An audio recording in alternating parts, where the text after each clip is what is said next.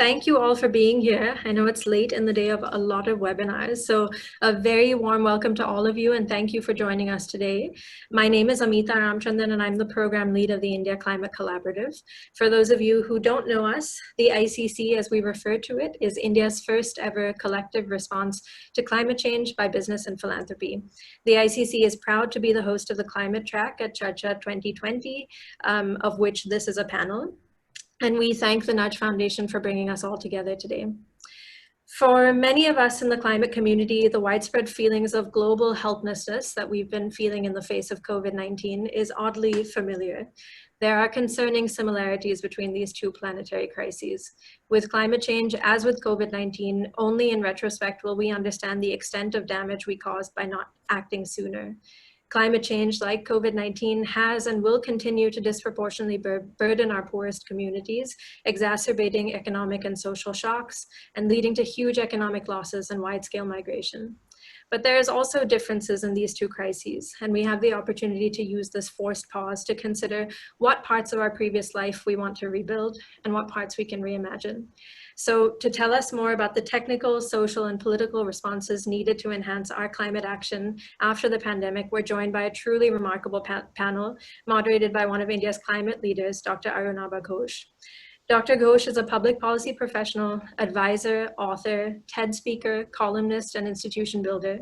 He is the founder CEO of the Council on Energy, Environment, and Water, one of South Asia's leading policy research institutions, and our stellar session partners for this event. Arunabha, I'll hand over to you.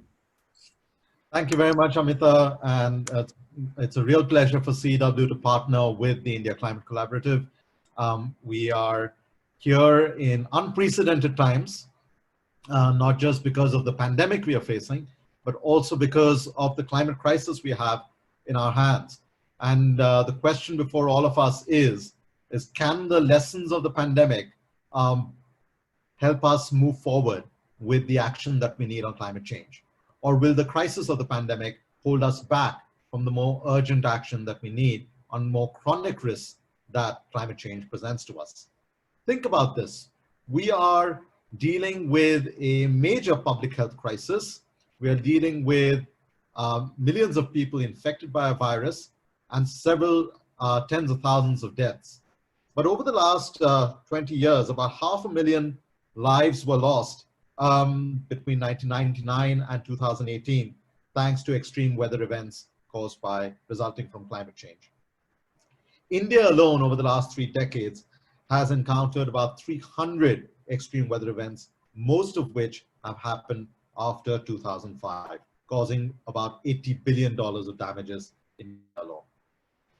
But consider this, despite a global lockdown of all major economies, the estimates that we currently have suggest that we are going to have a reduction in greenhouse gas emissions this year in 2020 of about 5.5%. Now that is the steepest reduction that we would have experienced on record. And yet, that still falls short of the 7.6% year-on-year reductions in emissions that is necessary to keep the planet on a track that would limit the temperature rise to under 1.5 degrees Celsius. So clearly shutting down our economic activity, losing lives and livelihoods is not going to be sufficient. And yet the kind of crises and shocks that climate change will present to us requires a very different order of effort. So the acuteness of the current pandemic perhaps offers us some lessons on how we deal with more chronic crises.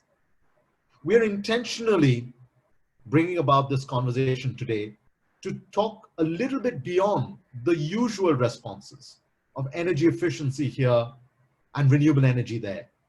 Of course, India has done a lot, sometimes disproportionately more compared to other countries when you adjust for income levels in these two areas.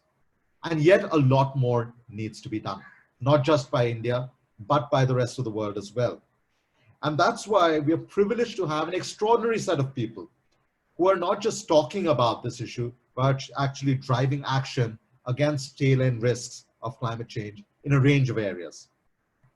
They will bring perspectives from rural development and sustainable agriculture, from disaster management, from nudging social action and attention on climate change, to talking about international negotiations, or even how to bring countries together to deal with a collective crisis with collective action.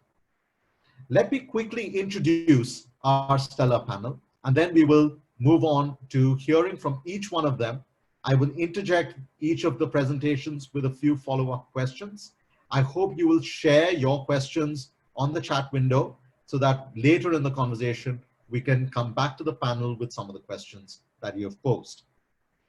Professor Sir David King is currently the chair of the Center for Climate Repair at Cambridge University and was previously Chief Scientific Advisor to the UK government. He is the Emeritus Professor of Chemistry at the University of Cambridge, founder of the Center of Climate Repair, and a Senior Strategy Advisor to the President of Rwanda. He was also founding director of the Smith School of Enterprise and Environment at Oxford. That was the first time I encountered David.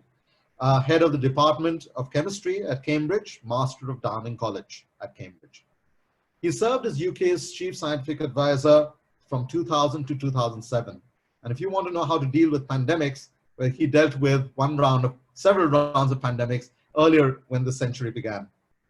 But the reason David is on this panel is because of his more recent efforts, not just on the research side, but to bring countries together to focus on climate risks. From 2014 onwards, I had the privilege of collaborating with David on a global assessment of climate risks, which we published just before the Paris climate negotiations. In fact, we launched that document in the London and the Bombay stock exchanges to drive home the message to investors, not just governments and philanthropists, to investors and business persons about the risks that climate change poses. We will hear from David in a short while about a new initiative that he's trying to drive across the world. Mr. Kamal Kishore is member of the National Disaster Management Authority, but is also in charge of the secretariat that is dealing with the new initiative that India has brought forward for the world called the Coalition for Disaster Resilient Infrastructure. Mr. Kishore has worked on disaster risk reduction and recovery for more than 2 decades. Prior to joining the NDMA, he worked with UNDP for nearly 13 years in New Delhi, Geneva, and in headquarters in New York. At UNDP headquarters, he led global advocacy campaigns to address disaster risk reduction concerns in the UN Sustainable Development Goals. He has supported post-disaster recovery in many countries, not just in India, including Bangladesh, Indonesia, Iran, Myanmar, Pakistan, Philippines, and Sri Lanka. Mr. Vijay Kumar is currently Vice Chairman of the Rayathu Sadhikara Samstha, which is based in Andhra Pradesh. It is the body that is spearheading this major initiative on natural farming in the state of Andhra Pradesh, but which is also the world's largest such program under action. Mr. Vijay Kumar is a champion of rural development. In nearly 4 decades of government service, he spent 25 years in large-scale community mobilization with tribal communities, rural women, and farmers. He spent a record 10 years from 2000 to 2010 as the CEO of the Society for Elimination of Rural Poverty, and led the mobilization and empowerment of 11.5 million rural poor women in Andhra Pradesh. And that's the basis that of women coming together, self-help groups, which has helped Andhra Pradesh move forward and leverage its initiative on natural farming. Ms. Sujata Kulshreshtha is the founder of Wide Angle Films and director and producer of India 2050, a recent documentary she produced for Discovery Channel, on which I had the privilege of featuring with a few stark thoughts on my end. Sujata is the founder of Wide Angle Films, a video production house based in India. She has had clients including Discovery Channel, History TV, UNICEF, and World Bank, and has won several international awards for documentaries done by her production house. India 2050, the film that she recently produced, was commissioned by Discovery and is a cold, stark, dystopian snapshot of what India can become if we don't wake up to the threat of climate change now. I will also introduce our final speaker, Mr. Ravi Shankar Prasad, who is currently in a meeting with the Minister of Environment and Forests and has said that he will join as soon as his meeting ends. Mr. Ravi Shankar Prasad is the Additional Secretary at the Ministry of Environment, Forests and Climate Change and represents India as the chief negotiator in climate negotiations. Those of you who are familiar with climate negotiations and India's positions will know the deep knowledge that Mr. Ravi Shankar Prasad brings to the subject. He is a member of the Indian Administrative Service from the Assam Meghalaya cadre and has served the government of India in key positions, including in the ministries of finance, tourism, labor, employment, and forests.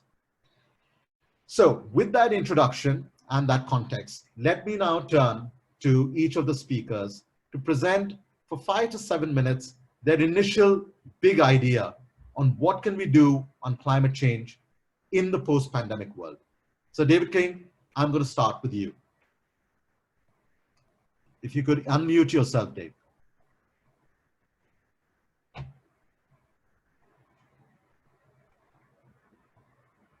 Arunabha, first of all, let me thank you for inviting me to this critically important meeting and to be on this panel with such a range of outstanding people. I want to start by just underlining what you've said and then develop my theme. In the case of both epidemics and climate change, prevention would have been much more affordable than delay. Both contexts, seemingly small changes at an invisible scale cause exponential rates of change with deadly results. So this is what I think is the lesson we need to take away from this pandemic. Let me just quickly explain why it is I've changed my position from 5 years ago. Since that time, global climate change impacts have severely increased. And I just give you the examples of what's happening at the poles and the Himalayas, the melting of ice. What we have seen at the North Pole is the loss of Arctic summer sea ice to the point where half of the ocean, for the first time in hundreds of thousands of years, is now exposed to sunlight.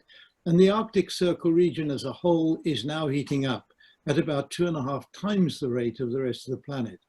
Why does that threaten everybody? Precisely because Greenland is sitting right there in that Arctic Circle. And as all of the ice on Greenland melts, global sea levels on average will rise by 7 meters. That is already beginning to happen, and it looks as if it's beginning to happen irreversibly. And although this will take a time, it is likely, if we add what's happening in the Antarctic and the Himalayas as well, that the global sea levels will be rising not by 0.5 meter, but by several meters at least before the end of the century. India has a coastline which is very much a threat from this. Many of your cities sitting on your coastline. And I would have to tell you from that analysis that we did together, Arunabha and I, we noted that Calcutta is perhaps the world's greatest city that will no longer be feasible as a city due to frequent flooding as we move forward. As sea levels rise, again, it's extreme weather events that provide the biggest challenge. So in other words, where we are today at greenhouse gas levels, if I top up with methane as well, it's about 500 parts per million carbon dioxide equivalent, and the temperature rise is 1.2 degrees centigrade, it's already too high. So what we agreed in Paris, although we don't look as if we've taken it seriously, of 1.5 being the limit, is already too high. So this is why I changed the approach to introduce this phrase, climate repair. And under the heading of climate repair, I put 3 objectives. So let me state the objectives as clearly as I can. The first, we will not survive as a civilization if we continue emitting at roughly 40 billion tons of greenhouse gases a year, which is where we are today. We need deep and rapid emissions reduction. So everything I say is contextualized around the continued need for deep and rapid emissions reduction. But in addition, number 2, we need to remove greenhouse gases that we've already put up in the atmosphere. 500 parts per million, far too much. 350 parts per million is the target in the project to remove greenhouse gases. And I haven't got the time to go into the details of what we're doing here in Cambridge, but around the world, there are groups now working on technologies and the imitation of natural processes that would be capable, we believe, when put together, of removing about 30 to 40 billion tons of greenhouse gases a year from the atmosphere. And what we need is to roll out experiments that enable us to check whether there will be any adverse effect from any of these impacts. One of these, let me just mention my favorite, is to imitate what happens when the wind blows over the Sahara Desert, say in North Africa. It picks up very small dust particles, creates a dust storm. The dust storm blows over the Atlantic Ocean. When the wind dies, it peppers the ocean with these small dust particles, which contain iron, that stimulates a greening of that area of the sea, perhaps 100 square kilometers at a time. And within a few months, that becomes a sea forest with literally billions of fish. The whales of the world come flocking there, and in one mouthful, they will take 1 million fish.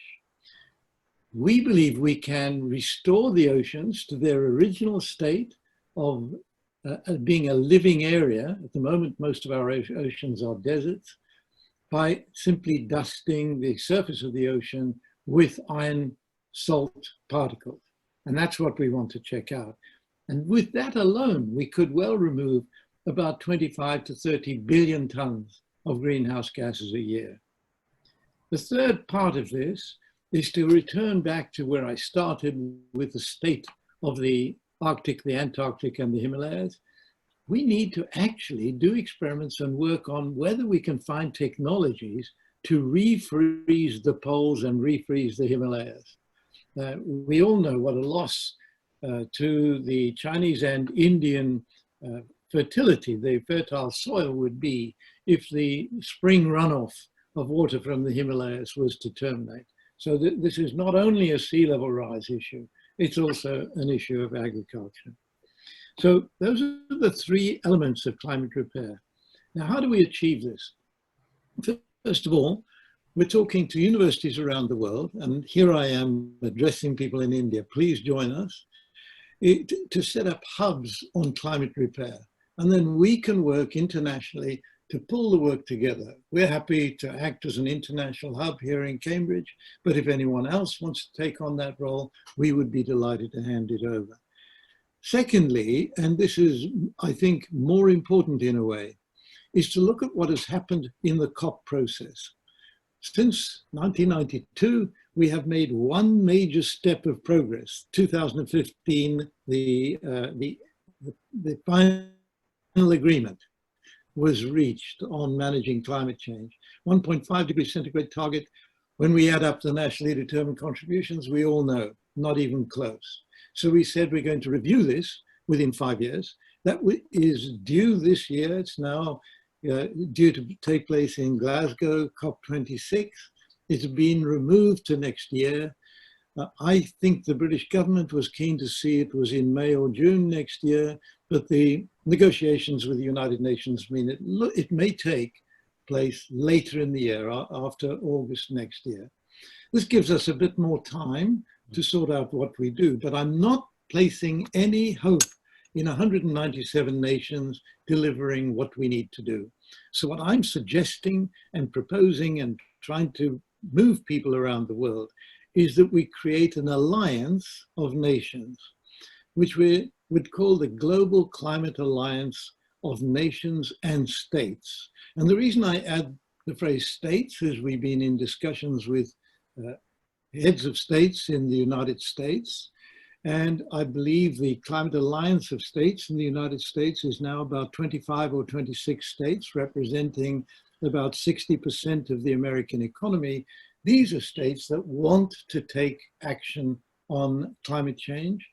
And what we want is the Global Climate Alliance to agree to act under this heading, climate repair, and support all three aspects of climate repair. So why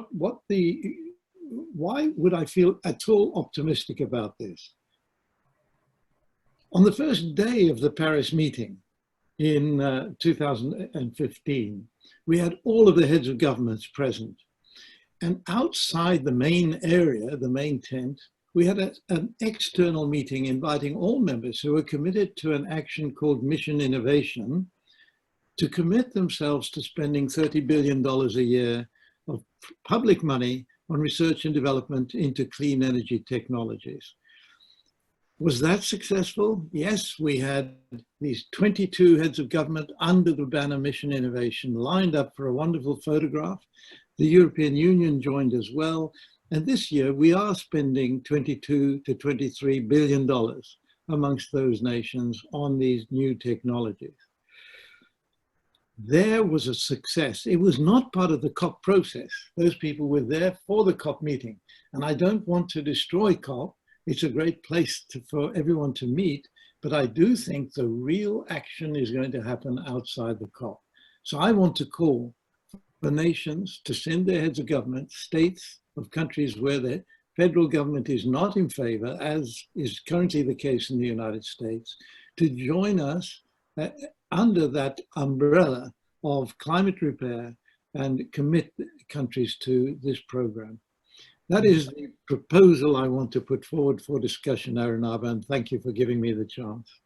Thank you, David. You've kicked us off with a big idea. And, just going back to Mission Innovation, I know in the early ideas, early avatars of that idea, we were calling it the Global Apollo Program to kind of reflect what the world could do together. In fact, the same day when Mission Innovation was launched, India also spearheaded under that same tent the International Solar Alliance, along with France, which now has more than 80 member countries. So I agree with you. We don't need all 197 to get action going.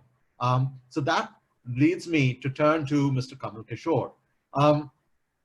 You've just heard, Sir David, Kamal, and in the United Nations, there is some wariness about using the term natural disasters, because many of these disasters that look like natural disaster actually because of human actions.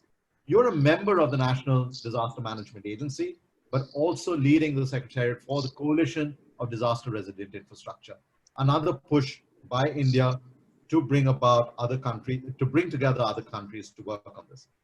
How is disaster management institutional architecture in India preparing itself for the non-linear climate risks?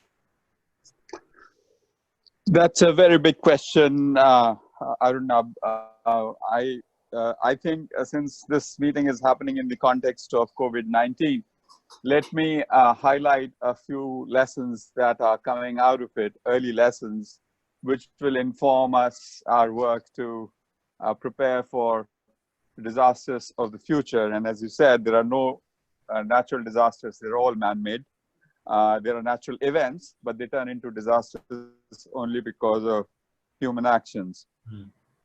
I want to highlight 3 points. The first point I want to say is that there are black swans everywhere. We are only 20 years into this century, and we've had 3 disasters that have been a single disaster leading to loss of more than 100,000 lives. And unfortunately, COVID-19 is inching close to 100,000 as well. So in 20 years, we've had 4 events where we would have lost more than 100,000 people in a single event. And from all the scenarios, these are not the worst possible events. There could be even worse events. So I think that's, the whole thing that, I sort of begin to question the notion of low frequency, high impact event. When you look at the global scale and, in my own professional life, these seem to be more frequent than we have characterized them. The second thing to say here, Arunabha, is that we really are grappling in this COVID-19 management with the notion of how to deal with uncertainty. Those of us who work on disaster risk management, we work with risk models, We know the progression of injuries after an earthquake. There's a whole body of work on epidemiology of earthquakes. You can model how many people will be rendered homeless in a particular area if a cyclone of certain intensity strikes that place. But in this one, we are really living day to day. I mean, it sounds a little bit of an exaggeration, but it is really like this. By middle of March, the modeling market was really busy. There were so many epidemiological models giving all sorts of forecasts. All of them have been wrong. Some of them have been useful, but all of them have been wrong. And particularly when you go to the local level, I think there is a lot of variation. Right. So that brings me to my third point, which is that, there is the thing of aggregates and there is the thing of what really happens at the granular level. And there is a lot that happens between the occurrence of a hazardous event, in this case, the spread of the virus, and people getting affected. And that is intermediated by a lot of local factors. And that is a huge challenge. How do you really localize action while also having a global view of the problem? So those of us who work on traditional disaster risk management work have tried to do risk indices, try to stay ahead of the pandemic and try to predict, where it is going to go now. And it has been extremely challenging. The traditional risk assessment tools are not working as well as we thought they would. And basically, there are 2 or 3 characteristics there which are basically limiting them. One characteristic is that they are not nimble enough. They provide standard answers. They do not answer questions that are emanating from the field. The second thing is that they do not have the granularity that you need to be able to actually inform specific decision making.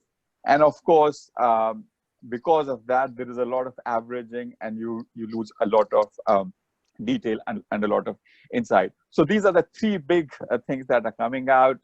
There are black swans everywhere.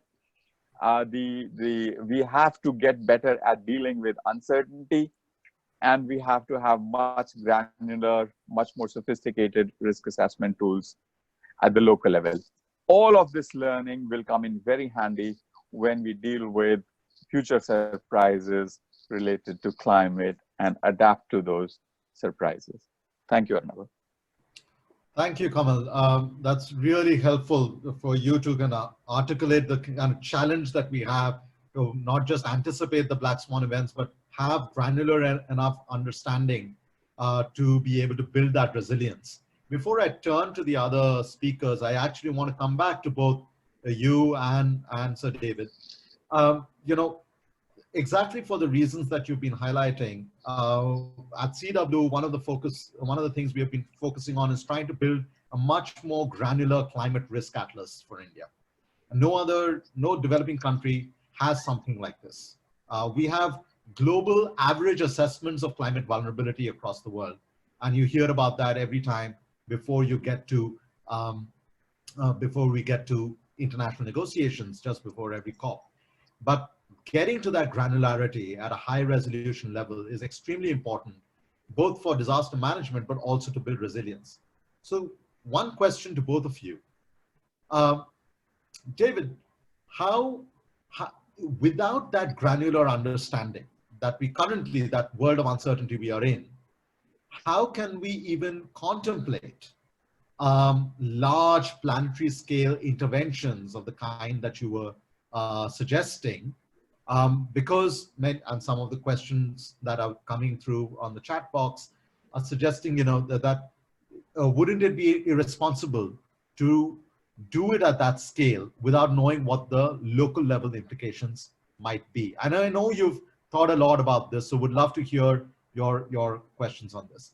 And Kamal, the question to you is, because we are making decisions on uncertainty, what is the minimum information that you need? Because we can keep getting granular by the year, but what is the minimum you need to make a difference between where we are today versus where we could be at least within the next half a decade to build up more resilience?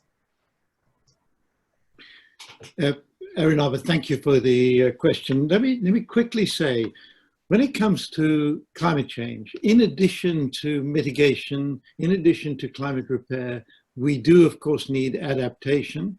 We all know what's coming down the road more generally, but granularity is critically important in the area of adaptation. So if I can just give you the advice I'm giving to the very small country of Rwanda, tiny proportion compared with India of the world's surface. Rwanda actually sits right between, on the one hand, the Congo side, and on the other hand, the East Africa side. And on the East Africa side, they're faced with increasing drought, and on the other side, increasing rainfall. And so both of them provide massive risks to local populations. The increased rainfall, of course, massive flood risk, but they're also now, because the rainfall has increased so significantly, losing topsoil very dramatically. And since the country depends for its survival on farming, it means that this is a very serious challenge to their survivability. And on the other side, where there's drought, again, farming is at risk, but this time from loss of water. Now, all of this is the granular scale of a single small country in Africa. So you're quite right, granularity critically important. But if I step back from that and say, then what are the global issues? How can we discuss this at a global scale, as you're asking me? Then I said, but all of this is driven by greenhouse gases in the atmosphere being far higher. Today, 500 parts per million, pre-industrial level, 270 parts per million, all due to fossil fuel usage and due to the loss of forests. Then we know that we have taken that too far, and every country is impacted by that single phenomenon. So I think when I talk about climate repair and I pull in the Himalayas, it's not just the two poles that are severely at risk. Himalayas are losing a lot of ice each year. We're looking at what are the grand scale things that are impacting every country. Arunabha, in terms of what is the bare minimum you need in terms of granularity, I have two. I'll answer that in two parts. The first is the quantitative side. On the quantitative side, I think it is really very simple and basic. Simple data hygiene on all the development parameters, where you have health clinics, what capacity is available, interoperability of different data sets at different administrative levels. So the general boring, tedious stuff of building a good system of data hygiene and statistical system in any country. But beyond that, from a risk perspective, it is really important to have your ear to the ground and understand what are the local drivers of risk. For example, in case of COVID-19, local mobility patterns are a driver of risk. But local mobility is not the same in Bombay as it is in Delhi or it is in Kolkata. So, and how does it do that? And how do you quickly understand that and feed that into your risk assessment? So that constant dialogue with local level actors, you almost need a local level risk lab, which understands the local level dynamics that leads to generation of risk. There is no shortcut to that. That's right, Kamal. At CEEW, again, we had tried to downscale the models and develop risk assessments for individual cities, Gwalior in Madhya Pradesh, for instance, or Amravati in Andhra Pradesh. But unless that data can then be used by a local level authority, it becomes challenging. But this is the moment to also formally welcome Mr. Ravi Shankar Prasad. Mr. Prasad, thank you so much for joining us immediately after your official meetings. I have formally introduced you before at the beginning of the session, but let me just say this, at CEEW, we've been ranked as among the leading climate think tanks in the world. But every time we have a meeting with Mr. Prasad, we're always worried, have we prepared enough compared to how much he knows on the subject? So Mr. Prasad, we started off this conversation with the kind of crisis we are facing, both with the pandemic, but also with climate change. And Sir David was referring back to 2015 when a subset of countries came together to launch with a mission innovation, or India launched the International Solar Alliance. Between then and now, trust in the formal negotiations process seems to have diluted because some major economies have stepped back from their commitments. And yet, as you see the urgency of climate change presented to a vulnerable country like India, where do you see, will India continue to pursue its Paris goals, ramp up the ambition? We look forward to you for your initial thoughts, Mr. Prasad. Thank you for joining again. Thank you, Dr. Ghosh. And in fact, I'm sorry to join you all late today because of another engagement that I had. But I heard the intervention or articulations of Dr. Kamal Kishore, and it's wonderful to be part of this discussion. We are all trying to negotiate the COVID pandemic now, and the kind of dislocations, social distress, loss of job, etc., that we are seeing has really brought out the fact that, again, it has driven home the point again that we live in an interconnected world and we all are dependent on each other. And the same holds true for the climate crisis. Going or looking beyond negotiations, I'll come back to the point that Dr. Ghosh asked me to dwell upon, but going beyond the negotiations, I think that this crisis has taught us the value of subsisting or surviving on less. And it has taught us the value of nature. It has taught us that we can reduce our consumptions, and consumption emissions, as we all know, have been one of the biggest sources of greenhouse gas emissions.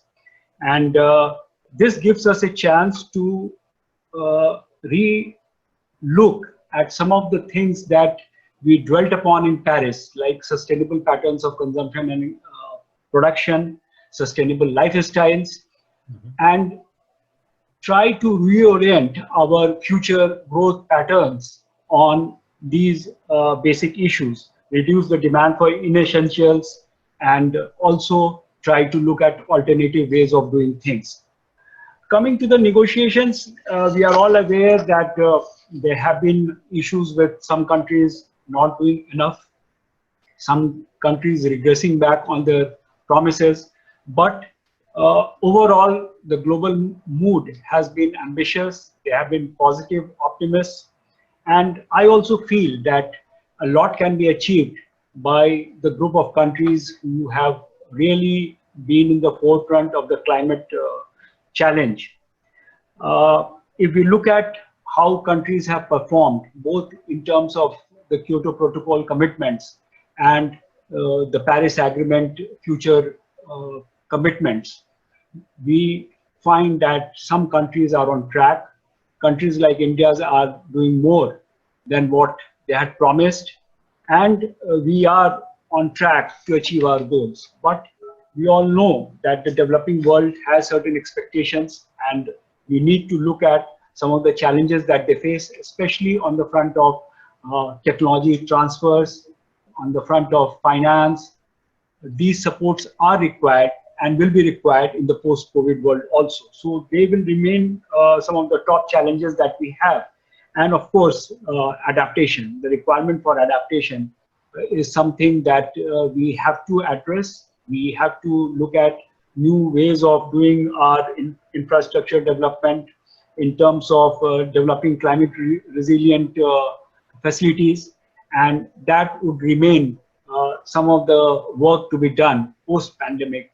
And how do we channelize our investments, how do we channelize our priorities in the post-COVID world will be important. But As far as the Paris goals are concerned, India is committed. India stands firmly behind the Paris Agreement. And we find that in general, there is a consensus on the fact that the Paris Agreement must succeed. Thank you. Thank you, Mr. Prasad. Before I turn to Mr. Vijay Kumar and Ms. Kulshreshtha, let me get your initial thoughts, reactions to something that Sir David proposed in his opening remarks. Notwithstanding the mitigation actions that many countries are taking, some more than others, we still have a situation where the likely sea level rise is going to be several meters rather than the originally estimated just half a meter during the course of the century. A country like India with a long coastline will be particularly vulnerable. We know that, we've written about it. So the proposition was that could a smaller or a subset of nations come together, nations and sub-regional actors come together for what Sir David proposed as a global climate repair project, or an alliance of nations working on climate repair with large-scale carbon dioxide removal attempts being part of that initiative. What would be, I will bring Sir David into the conversation in a bit again, but what would be your initial thoughts around the need to basically get carbon out of the atmosphere, not just prevent more carbon getting into the atmosphere?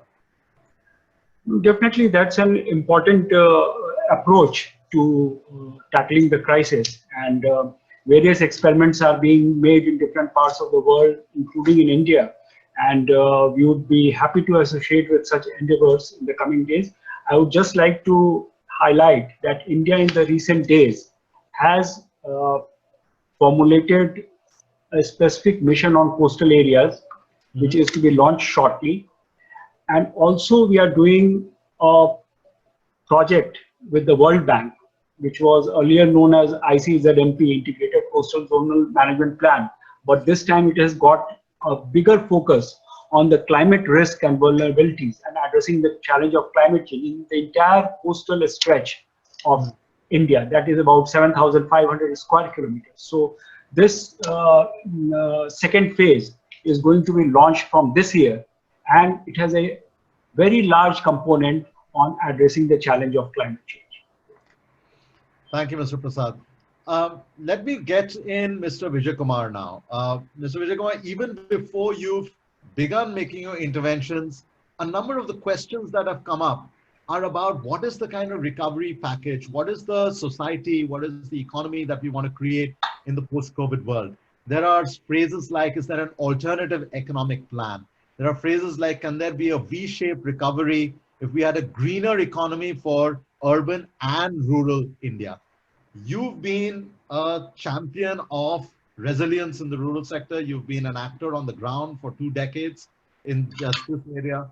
So I want to ask you, from the perspective of the small and marginal farmer, how do they become more resilient against the numerous black swan events that Kamal was referring to earlier? Over to you, sir. Yeah. Thank you, Arunabha.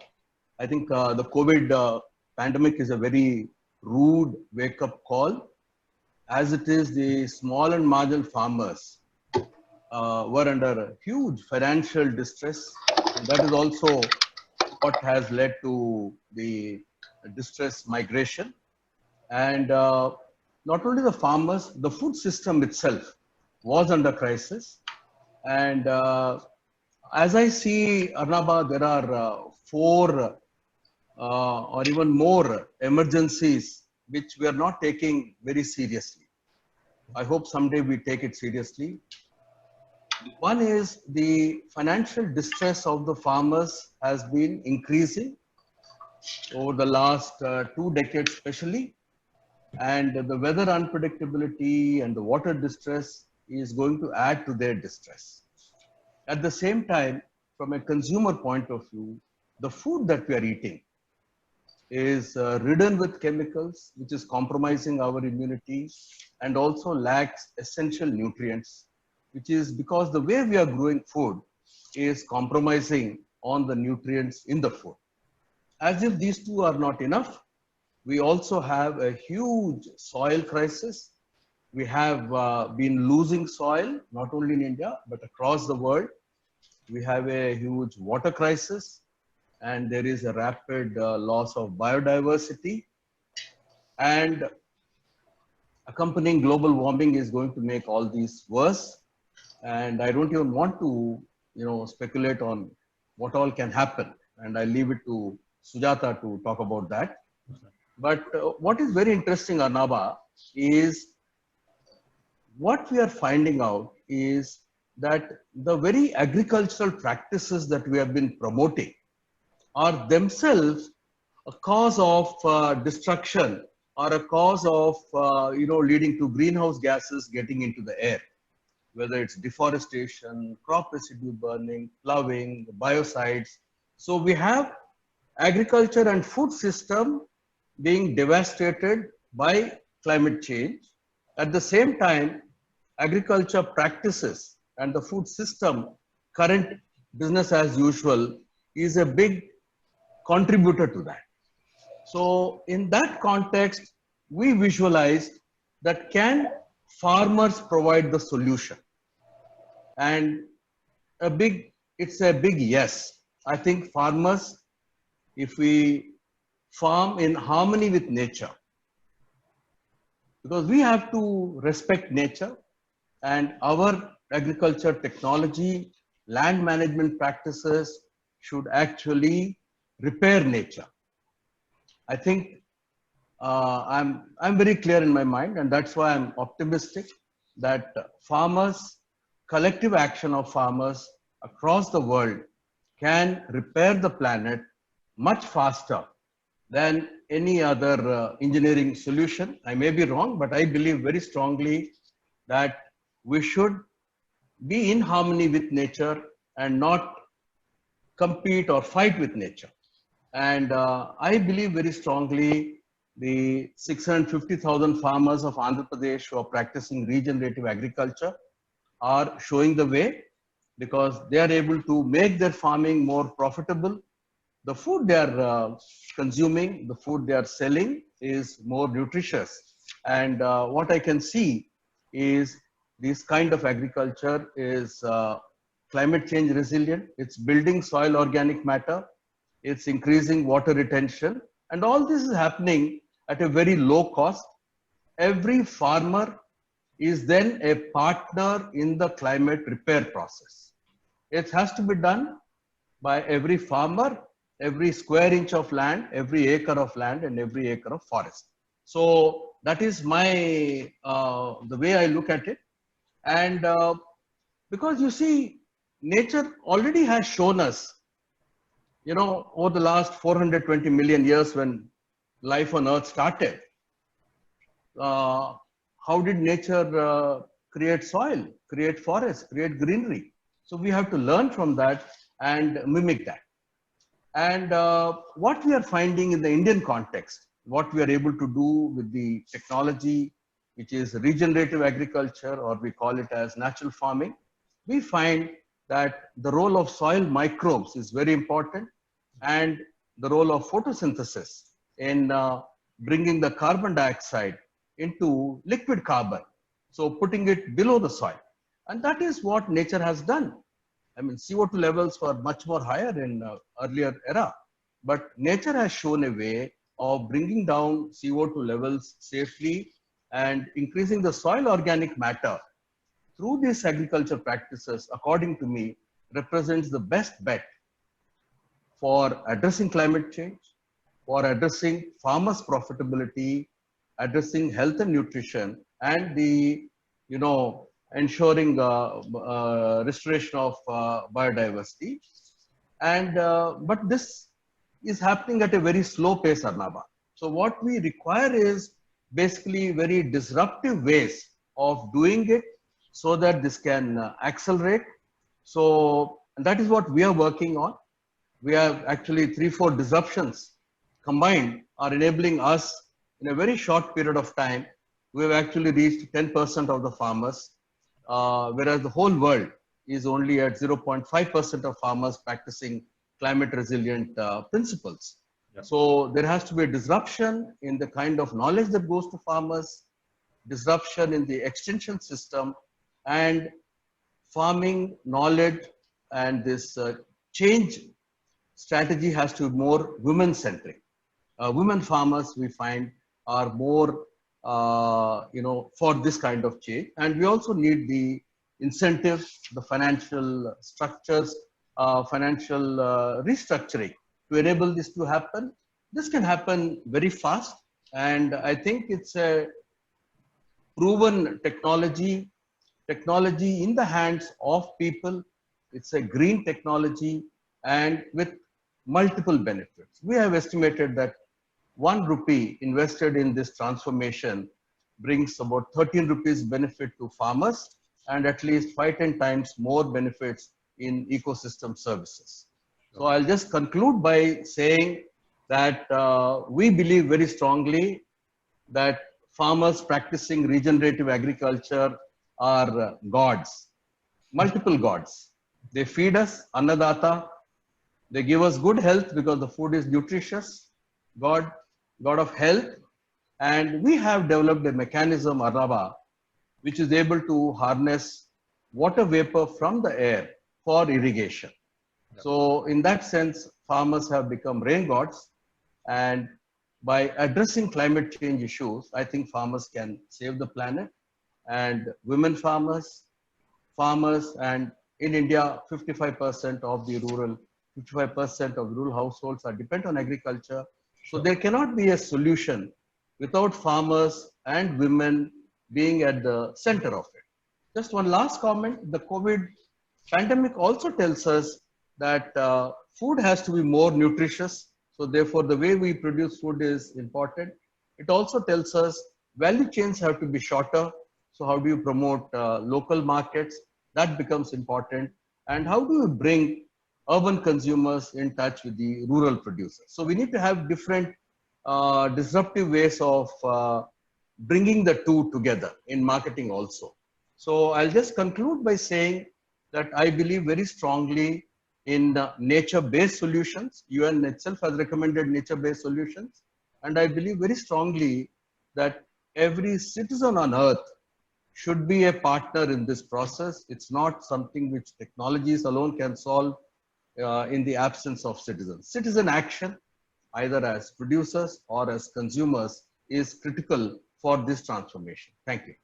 Thank you, Mr. Vijay Kumar. And we've been privileged to be independently evaluating the program that you're running in Andhra Pradesh. Our latest work on fertilizer use, as you know, found that if the farmers moved completely away from chemical fertilizers, just the fertilizer subsidies would come down by about $300 million each year for just the state of Andhra Pradesh, and could pay for the entire shift towards natural farming within 7 to 8 years.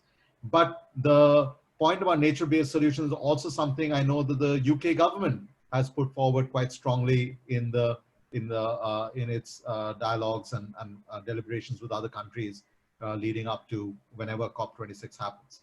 But you talked about the role of citizens. So let me turn to Sujata Kulshreshtha, who is a filmmaker, but you're also a lay citizen. You're not a so-called climate expert. You're not a climate modeler. And I want to ask you, what made you want to make a film on climate risks? And what did you learn in the process? Once we hear from you, there are a lot of questions that have come from the listeners, and I want to come back to all the panelists with a bunch of questions that I want to pose to you in the last 20 minutes. So Sujata, 5 minutes to you. Thanks, Arunabha. I'd like to say I'm honored to be part of this panel, and I'm bringing a completely layperson perspective, just the way Arunabha said, because I'm a filmmaker. This particular project was one project that I did on climate change. But having said that, there was almost 3-4 months of research that went into making the film, and there were a lot of revelations that we as a team had, as well as I think there were revelations that we were able to pass on to our viewers through the film and through the communication. I'd also like to sort of say that as far as the COVID pandemic is concerned, I feel that it's really been an eye-opener from the point of view that there's so much of, these videos going around on social media that are showing the planet healing, that are showing, the sort of animals coming back, that are showing clean water bodies. So there is suddenly, there's obviously a lot of joy that people are deriving out of that. And I feel that one should use this opportunity to say to people that this is what we've lost, and it's really up to us to create this low carbon future, which is now pretty much in our hand. We've seen that by our stopping our vehicles out, by our working at home. We've been able to change so I think it's important to build upon the mindset, to build upon this opportunity that the pandemic has brought to us, and to bring about a behavioral sort of change in the way all of us think as citizens, and the fact that I think all of us do have a role to play. Yes, like all the sort of speakers on the panel have talked about the larger policy changes, the technological changes that can be brought about in climate change. Yet I feel the way Vijay Kumarji said, that each of us as individuals, there is a role to play over there. There is a role in connecting back to the future. And I really feel that our daily choices, whether it's the amount we travel, whether it's the amount we travel to office, whether it's the amount we travel, on business, if we can change those choices by using the pandemic as a sort of as a base for our communication, I think that we have a very strong case to build upon. And I think it's a great time to reflect on these things. It's a great time to reinvent our cities, with these things. I think there are some cities in the US like Boston, etc. Also in Oakland, they've already sort of designated areas where no vehicles are allowed, where you're only allowed to walk, you're only allowed to cycle. So I think that these are things that we need to sort of start thinking again. Like I said, reinventing some of our cities, to imagine some of these, to reimagine some of these things, so that we can enjoy nature again and we can rebuild what we've sort of lost. And like I said, like Vijay Kumarji said, that there is a lot as far as farmers are concerned. I'd like to cite an example from our film, because I think what we did in the film was, we found that climate change as an issue was really a large issue as far as a layperson is concerned. I know it's different, within your fraternity, but we found that global warming, climate change, I mean, these are terms that people are familiar with, but it's very abstract, it's very large. People don't know how to deal with it, how to connect with it, what they can do to change it. So again, like I said, completely as a layperson, we sort of address this by trying to connect the dots, across various issues for a layperson. So Vijay Kumarji talked about the farmer. We shot in Punjab, we shot farmers in Punjab, and it was such an eye-opener for us from the point of view of the fact that in Punjab, it's become a very sort of intensive rice growing belt. Now, Punjab was originally not a rice growing belt because there wasn't enough rainfall there. But over a period of time, because we as consumers, the demand is high for rice, for good rice grown cheaply, we've moved away from West Bengal, from Kerala, which were sort of rain intensive areas, So to our horror, we found that, rice, 1 kg of rice in Punjab requires something like 500 liters of water to grow 1 kg of rice. So over a period of time, what has happened is that a lot of groundwater is drawn out for this. The rain patterns have changed due to climate change. And as a result of that, farmers are committing suicide today. I mean, just because we chose to consume rice from an area. So can we change these patterns is what I'm trying to bring up, so we connected these dots to ask the question that, can we question our own sort of patterns? Can we question our own choices and make this difference apart from whatever's happening at a government level? Okay. Yet, and so many of you, whether, when Kamal was talking about disaster response, Mr. Vijay Kumar about farmers, you about farmers and urban centers, and yet the challenge is still so much larger. So I want to, in the last 15 minutes that we have, I want to bring the conversation back to the urgency of needing to do not just act, but do a lot more. So Sir David and Mr. Ravi Shankar Prasad, let me draw you both in first.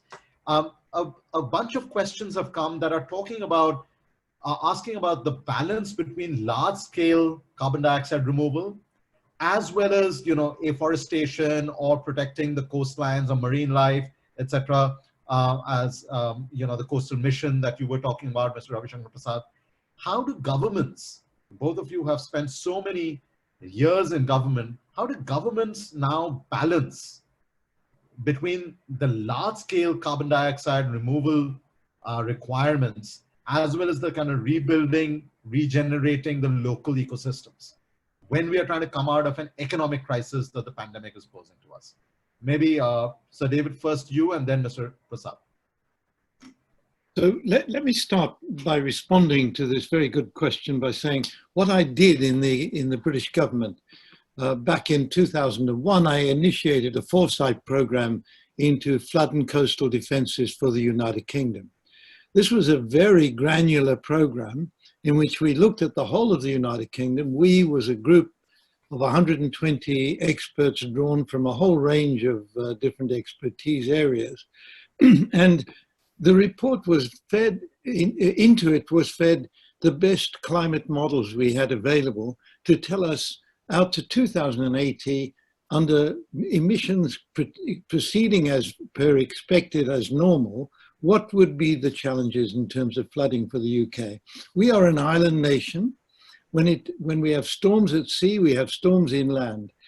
We have simultaneous flooding from our rivers and attacks on our coastline. And so we made these predictions out to 2080, and then we put forward detailed proposals for action by the British government. And we said this is going to cost roughly £500 million a year initially, but it would have to rise depending on global action on reducing emissions. So we said by 2020 it should be £1 billion a year, but it would keep rising. And today, greenhouse gas emissions are still rising exactly as the model that we used in that period of time. So what I'm saying is there are significant, useful models that can be applied locally. These models have to be produced for each region of the world at a very small pixel scale. The big global models are operating at a pixel scale that's far too big for this kind of adaptation process. But do come to the British Met Office, where we have one of these models, and that model can be run for any small region of the world or any large region of the world. And the predictions for us have been very accurate. We had the biggest floods in our history, 2012-13, and that was not predicted to be at that point in time. We thought it might happen by 2020. This was an extreme weather event. What we put in place probably saved about 100 to 200 billion pounds in loss and damage. The total loss and damage in that flood was about £500 million. So the action we put in place was far more valuable than we could have predicted. And this is the whole point about prevention and risk management. You really get a very big return on your investment. Right. That's a great example. Mr. Prasad, your response? Yeah, I think the way things are panning out, especially in countries like India, we are looking at large scale changes in our CO2 emissions on account of shifting from fossil fuel based energy sources to renewables. Not only talking about 175 gigawatts, but now looking at something like 450 gigawatts by 2030 or so. And at the same time, looking at changing the transportation patterns, looking at various changes that are coming in the agricultural sector itself. At the same time, we have been seeing the forest as net sinks, and about 12% of emissions of India are neutralized by the forest and tree cover that we have. And one of the things that we are looking at in this decade is to enhance this capabilities of the forest to sequester carbon dioxide to the tune of 2.5 to 3 billion tons of CO2 equivalent. At the same time, we also are looking at combating desertification. And there is a pledge, the bond pledge, which aims at 26 million hectares of area to be protected from land degradation and desertification. So there are huge long-term plans which are being unrolled, which are being put into practice. And as we know that apart from the government, it is also some of the changes that are happening at the local level. In fact, many of the districts in India now, not only the states have a state action plan of climate change, but the districts also have started having their own plans. And in many places, we see that the vulnerability and risk assessment have been made. There have been various studies which have gone into these issues. And coming back to one of the points that Ms. Sujata made regarding the shifting of the cropping patterns, etc., that is something which has always been one of the issues that the policy makers have been grappling with.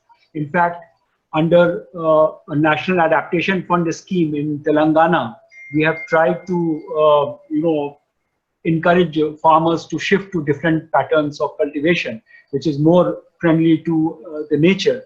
Even in Punjab, there have been some attempts, but there's a lot of economics and there's a lot of profit and loss associated with the change in the cropping pattern, and it's a long-term, fight. It's a long-term strategy that will do the trick there. So all these things are happening in India, and as far as the government of India is concerned, we have a response in almost all sectors. We have strategies for almost all sectors, which are being undertaken in partnership with the state levels, and many of these getting executed at the sub-state levels themselves. Thank you. Thank you. We have just 9 minutes left. And before the organizers kind of shut us off.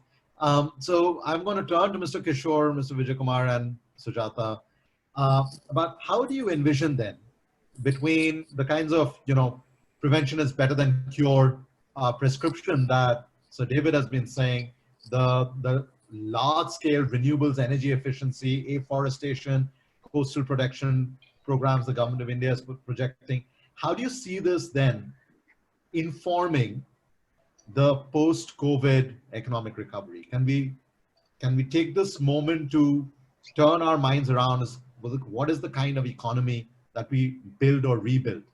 Maybe Kamal, I'll go with you first. Thanks, Arunabha. That's a very interesting question, and I will give you a rather discordant answer to that. The first thing is that what is becoming very clear is that, yes, prevention is better than cure, but it's almost too late. And we need cure as much as we need prevention. Our emergency response systems world over, in the disaster risk management community, we talk about this paradigm shift from relief and response to risk reduction and mitigation and all of that. But, that notional paradigm shift assumes that we've declared victory on the response side. But clearly, we are far from where we should be. Tell me one country which can claim that their emergency response systems are okay. Right. So cure is as much needed as prevention. I think that paradigm shift is in crisis right now. So that's one thing I would say. The second thing I would say is that there are important good things happening. Sujata talked about the joy of nature, but also see the nature of work has changed. Are we, once this thing is over, are we going to go back to carbon intensive? Would it change the debate on urban mobility in some fashion? Mm-hmm. Or we'll go back to the same debate? So can we learn something from it? There are, in so many ways, things are working. I mean, we are having this conversation digitally. In government, we are doing e-files. the number of people coming to the offices is 30%, including in NDMA, yet the office is working, full steam. Right. Right. So there is something to be said about the future of infrastructure and resilient infrastructure. That brings me to our initiative on Coalition for Disaster Resilient Infrastructure.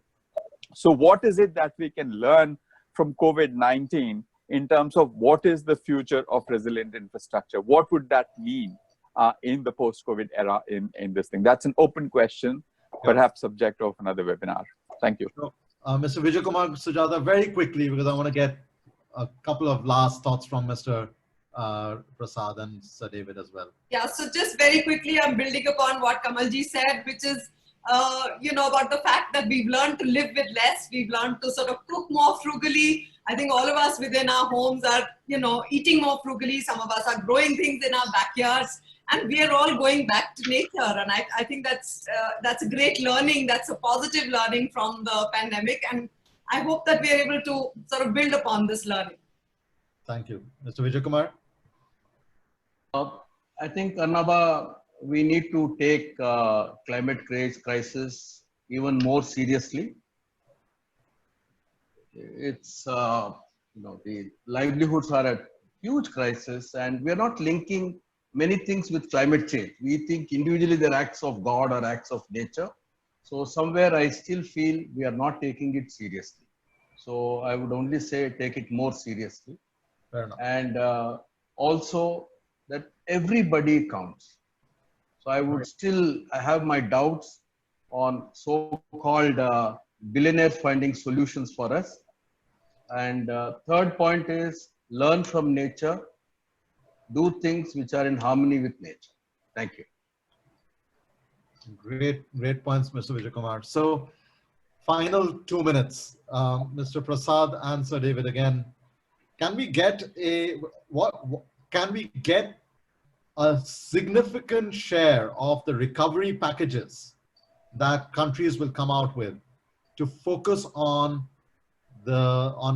climate risks, climate action, and global cooperation? Mr. Prasad? I think it will be difficult to answer this now, as we are still evolving our responses to the packages and how things are going to unfold.